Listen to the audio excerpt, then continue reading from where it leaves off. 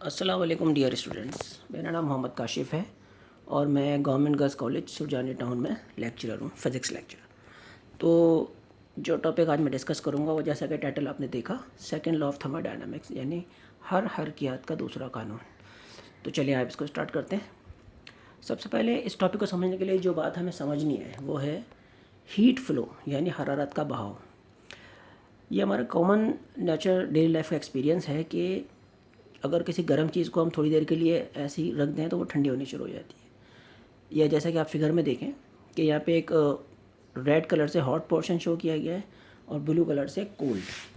तो अब अगर हम इन दोनों को इस तरीके से ज्वाइन कर दें या एक साथ मिला के रख दें तो हीट नेचुरली आप ये देखेंगे कि जो हॉट पोर्शन है वो ठंडा होना शुरू हो जाएगा और कोल्ड पोर्शन गर्म होना शुरू हो जाएगा, यानी हीट हॉट से निकल के कोल्ड में जा रही है। या हम कह सकते हैं कि हीट फ्लो कर रही है हॉट बॉडी से कोल्ड बॉडी की तरफ, गर्म जिस्म से ठंडे जिस्म की तरफ। तो ये हरारत का फ़्लो है जो कि नेचुरल है, ठीक है। इसके अंदर हमें किसी किस्म के एक्स्ट्रा एफर्ट की ज़रूरत नहीं पड़ी, स्पॉन्टेनियस है।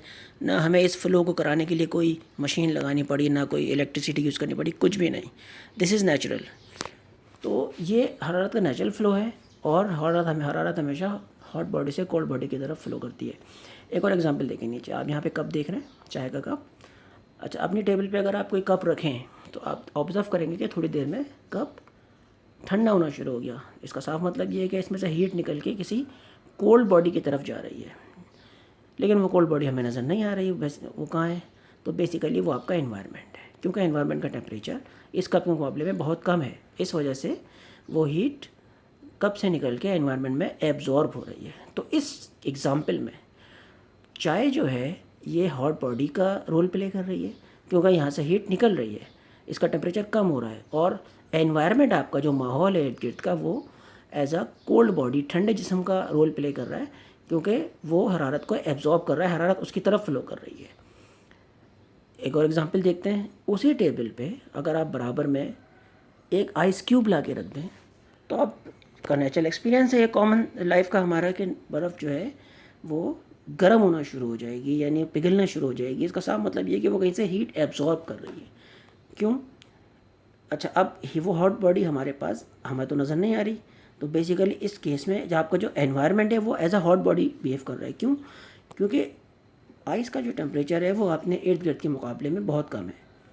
तो हरारत ने इस केस में एनवायरनमेंट से आइस क्यूब की तरफ फ्लो करना शुरू कर दिया, ठीक है। तो आपने देखा कि एक ही केस में environment at the same time एक केस में as a hot body behave कर रहा है, एक दूसरे केस में एज अ कोल्ड बॉडी, ठीक है। तो आप ये कॉन्सेप्ट अगर आप सही से समझने में कामयाब हो गए तो सेकंड लॉ ऑफ थर्मोडायनामिक्स समझने में आपके लिए कोई प्रॉब्लम नहीं होगी ज़्यादा। ये वैसे मैं बता दूं आपको, है तो छोटा सा थोड़ा सा, लेकिन इसकी बहुत ज़्यादा एप्लीकेशन है। और अगला जो टॉपिक है आपका हीट इंजन, वो हम सेकंड लॉ की बेस पर ही समझने वाले हैं। तो आगे देखते हैं। अच्छा, आगे जो है आपके जो टॉपिक है कार्नोट इंजन, जो नेक्स्ट इंशाल्लाह मैं आपको लेक्चर बना के दूंगा, उसके अंदर और इस टॉपिक में भी आप हीट इंजन का वर्ड बहुत यूज़ करेंगे, बहुत सुनेंगे। तो हीट इंजन बेसिकली क्या है? हीट इंजन या हरारती इंजन एक ऐसी डिवाइस होती है जो हीट एनर्जी को मैकेनिकल एनर्जी में कन्वर्ट करती है। और ये बात हमने अपने अर्ली क्लास में पढ़ा है कि तवानाई की एक किस्म को दूसरी किस्म में तब्दील किया जा सकता है, कन्वर्ट किया जा सकता है। तो यहाँ पे हम हीट एनर्जी को मैकेनिकल एनर्जी में कन्वर्ट करने की बात कर रहे हैं। और जाहिर सी बात है किसी मशीन से किया जाता है, वो मशीन इंजन है। इसकी मिसाल क्या है? Railway engine. रेलवे इंजन में कोयला या तेल या और कोई किस्म का ऑयल उसमें डाला जाता है जो कि जलता है, वो उसकी गर्मी को हम मैकेनिकल एनर्जी में कन्वर्ट करते हैं और रेलवे इंजन मूव करता है, ठीक है। इसी तरह आपकी आम कार मोटरसाइकिल में जो इंजन है वो भी इसमें शामिल है। लेकिन एक बात याद रखें स्टूडेंट्स, इसके अंदर जेट इंजन, जहाज़ का इंजन शामिल नहीं है, क्योंकि वो जो उसका जो वर्किंग का प्रोसेस है वो गैस जेट के प्रिंसिपल पे काम करता है। उसका जो उसूल है वो गैस का एक जेट है जो बहुत तेज़ हवा का अखराज, गैस का अखराज है, जिसकी थ्रस्ट की वजह से वो आगे प्रोपेल करता है, आगे की तरफ मूव करता है। तो वो हीट इंजन में शामिल नहीं, गो कि उसमें भी फ्यूल डलता है, क्योंकि उसके अंदर भी कंबशन का प्रोसेस होता है, जलने का प्रोसेस होता है। लेकिन वो जेट इंजन है, तो उसका प्रोसेस बेसिकली सेकंड लॉ पे डायरेक्टली इस तरह बिहेव डिपेंडेंट नहीं है जिस तरह कार्नोट इंजन का है, या जो हम डिस्कस आपको कार का इंजन या गाड़ी का इंजन है। अच्छा, इंजन के जो ज़रूरी पार्ट्स हैं, ज़रूरी अज्जा हैं, वो 3 हैं। एक हॉट बॉडी, गर्म जिस्म जिससे उसको हीट एब्जॉर्ब करनी है। दूसरी वर्किंग सब्सटेंस या अमलकार जो कि अमूमन एक गैस होती है, ठीक है। और तीसरी ठंडा जिस्म या तकसीफ़कार कंडेंसर, ये वो चीज़ है कि जो हीट को एब्जॉर्ब करेगा, जिस तरफ हीट फ़्लो करेगी। क्योंकि हम हीट को कन्वर्ट तो कर सकते हैं, लेकिन सिर्फ उस वक्त वर्क में कन्वर्ट कर सकते हैं जब वो फ़्लो करती है, ठीक है। ये बात आप याद रखें, सिर्फ हीट का मौजूद होना हमारे लिए काफ़ी नहीं है, हमें उसको किसी तरीके से फ़्लो कराना पड़ेगा, और जब हीट फ़्लो करेगी उस वक्त हम उसको वर्क में कन्वर्ट कर सकते हैं, ठीक है। और बेसिकली अब आप देखें जैसे स्टीम इंजन, जो रेलवे इंजन वगैरह है, जो स्टीम इंजन होते हैं, बेसिकली शुरू में जब ये इन्वेंट हुए तो उसके अंदर स्टीम की ताकत से इंजन वर्क करता है, मैकेनिकल वर्क। तो स्टीम उसमें क्या हुई, वर्किंग सब्सटेंस, जो बेसिकली उस पिस्टन को, शाफ्ट को मूव करा रही है। कौन एब्जॉर्ब कर रहा है, हीट, स्टीम एब्जॉर्ब कर रही है, या पानी एब्जॉर्ब करके स्टीम बन रहा है हीट को गर्म जिस्म से। फिर वो एक्सपेंड होता है अपने थर्मल एक्सपेंशन के प्रोसेस की वजह से, और उसके बाद उसको मैकेनिकल वर्क में हमें आउटपुट मिलता है, शाफ्ट मूव करती है, इंजन वर्क करता है, और फिर वो हीट एक्सपेल हो जाती है ठंडे जिस्म की तरफ, जो बाकी बचती है, ठीक है।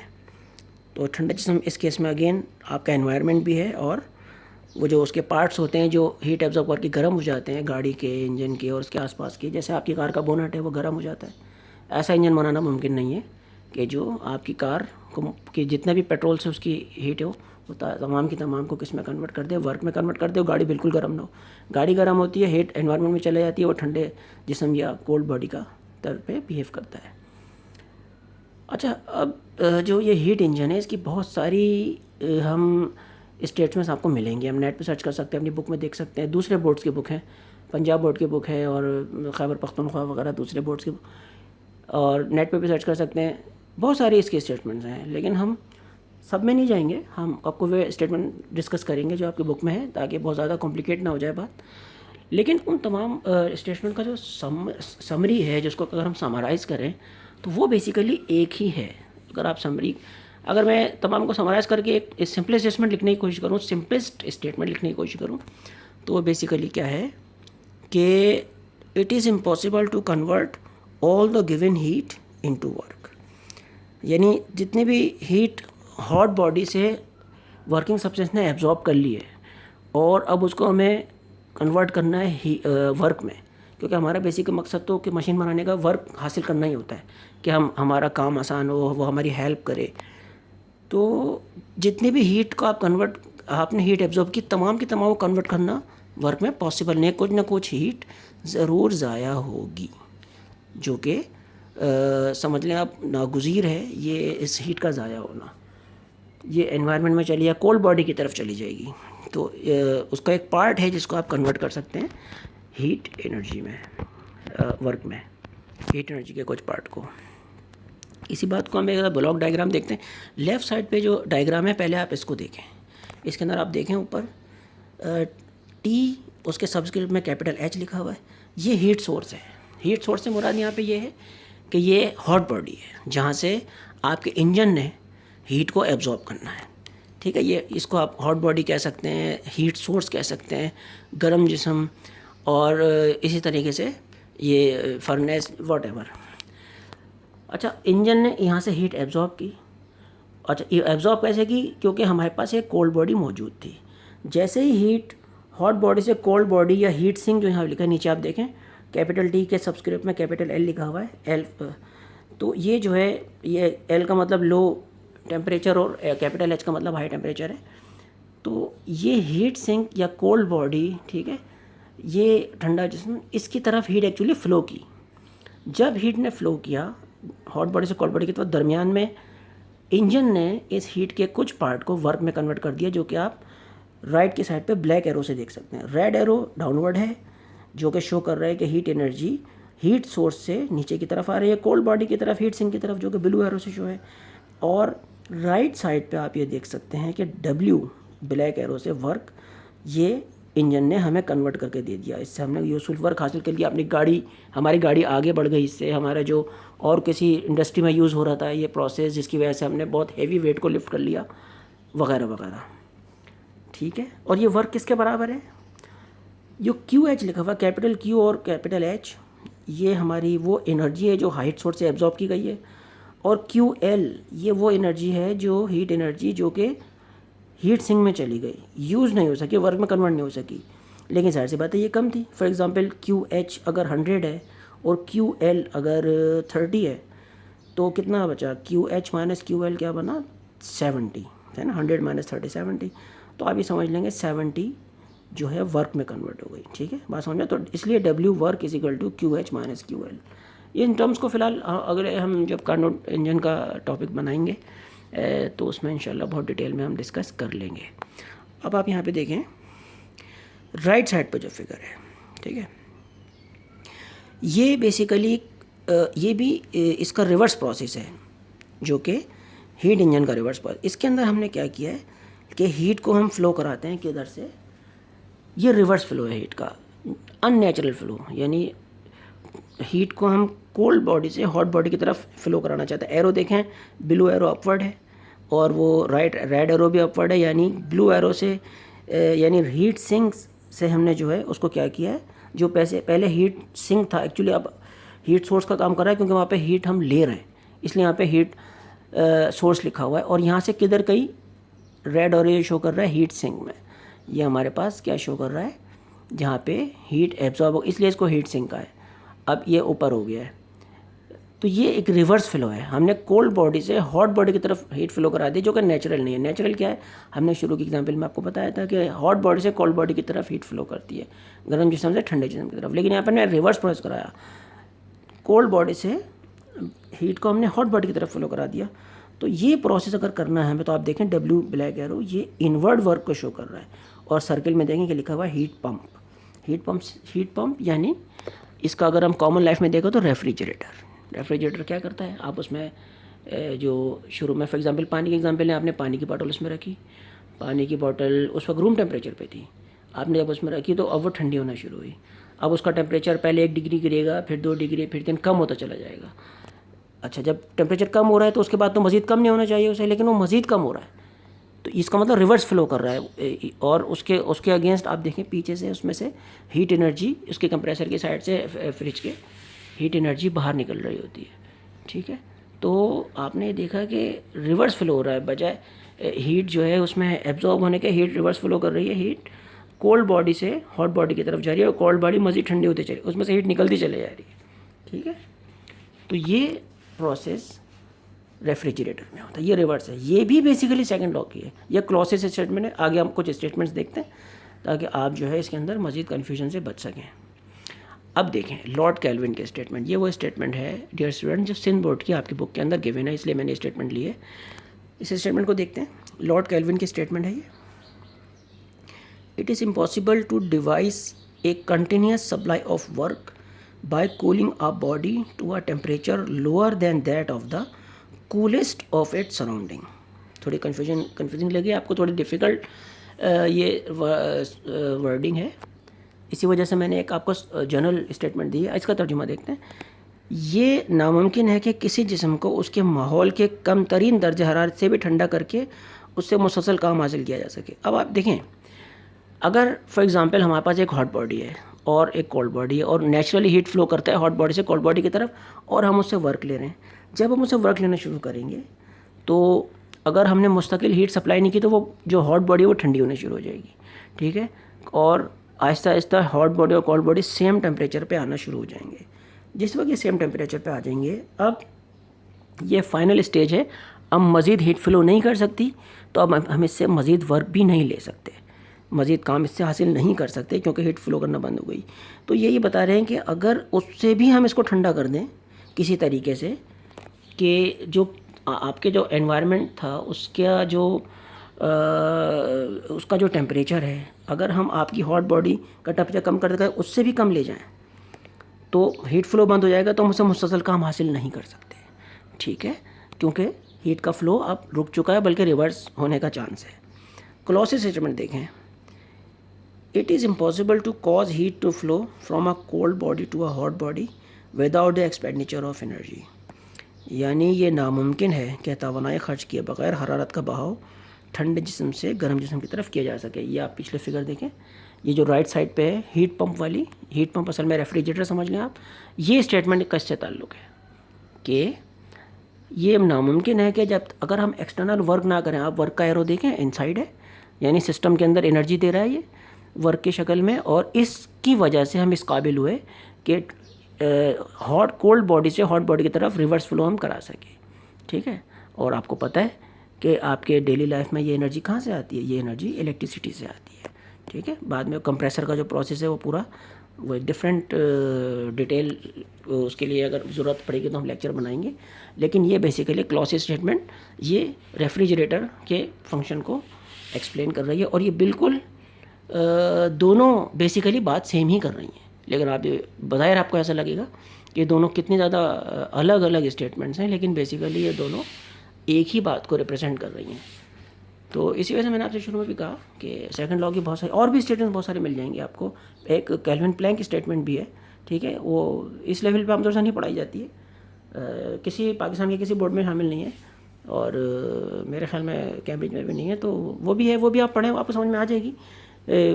लेकिन कंफ्यूज ना हो, जो मैंने समराइज़ करके एक बात आपको बताई है, बेसिक बात वही है कि हम जो है किसी भी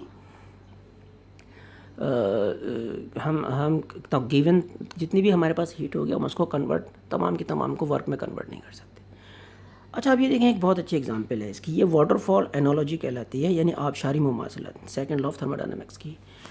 देखें, आप यहाँ पे फिगर पे अगर गौर करें तो ज़मीन से लेके जो जिस हाइट से पानी ड्रॉप हो रहा है उसकी हाइट को एच के सबस्क्रिप्ट में कैपिटल एच इससे शो किया गया है, और जिस पॉइंट पे पानी गिरकर ये जो टरबाइन या पंखा कह लें या जो आपके पास चरखी लगी हुई इससे टच हो रहा है, इस पॉइंट की हाइट है, इस पॉइंट की हाइट को शो किया गया है एच एल से। ठीक है, जो टोटल हाइट है वो एच एच है, जो ये वाली हाइट है जहाँ पे पानी टच होकर उसको घुमा रहा है ये एच एल है।